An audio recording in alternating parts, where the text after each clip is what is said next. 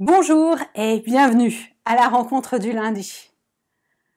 Aujourd'hui débute la semaine sainte, cette longue semaine qui va nous conduire jusqu'au dimanche de Pâques. Je vous donne donc 2 rendez-vous particuliers, jeudi prochain et vendredi prochain à partir de 18h pour écouter la parole et nous mettre justement en route vers Pâques. Pour cette année, j'ai choisi l'évangile de Luc, ainsi que de nombreux chrétiens. Et je vous proposerai donc de retrouver jeudi et vendredi les temps qui correspondent à ce que Christ vécut, le jeudi et le vendredi, qui précédèrent sa mort puis sa résurrection.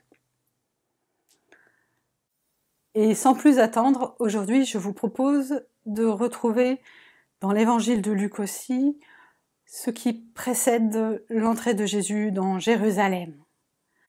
C'est situé au chapitre 19 et je vous propose de découvrir les versets 38, 37 plus exactement, à 40. Lisons ensemble ce passage. Il approchait déjà de la descente du mont des Oliviers, lorsque toute la multitude des disciples, tout joyeux, se mirent à louer Dieu à pleine voix pour tous les miracles qu'ils avaient vus. Ils disaient « Béni soit celui qui vient, le roi, au nom du Seigneur, paix dans le ciel et gloire dans les lieux très hauts. » Quelques pharisiens du milieu de la foule lui dirent « Maître, rabroue tes disciples. » Il répondit « Je vous le dis, si eux se taisent, ce sont les pierres qui crieront. » Dans ce passage, 3 éléments me semblent essentiels.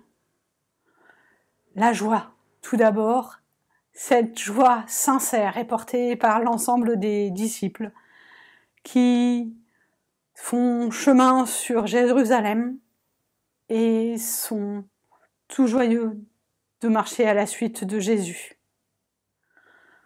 Le second point important, c'est le fait que désormais, une partie des choses se passe déjà dans les cieux. La paix est dans le ciel et la gloire dans les lieux très hauts, comme nous le rappelle ce passage, et non plus sur la terre, comme c'était annoncé lors de la venue de Jésus sur terre, toujours dans l'évangile de Luc. Et enfin, ce constat, cette promesse, cette annonce de Jésus, si cette joie exubérante ne pouvait s'exprimer, elle trouverait le moyen quand même de le faire, ne serait-ce que parce que les pierres crieraient. Et des pierres, il y en aura un par la suite qui aura particulièrement à s'exprimer. Ce sont à la fois des promesses de joie, de choses à venir, et nous le savons, l'annonce de la passion, de la mort, mais aussi de la résurrection de Christ qui est annoncée et qui se dessine dès maintenant. Prions ensemble. Seigneur, je veux te remettre cette semaine qui s'ouvre, qui aboutira à la mort de ton Fils sur la croix et à sa résurrection.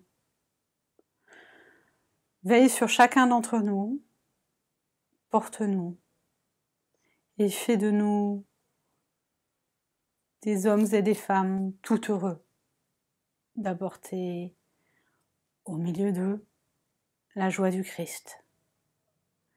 Avec les mots de ton Fils, je veux te redire, notre Père qui es aux cieux, que ton nom soit sanctifié, que ton règne vienne, que ta volonté soit faite sur la terre comme au ciel.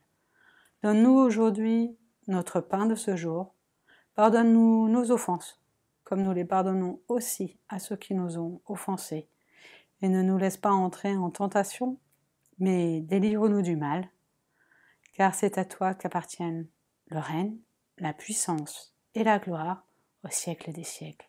Amen.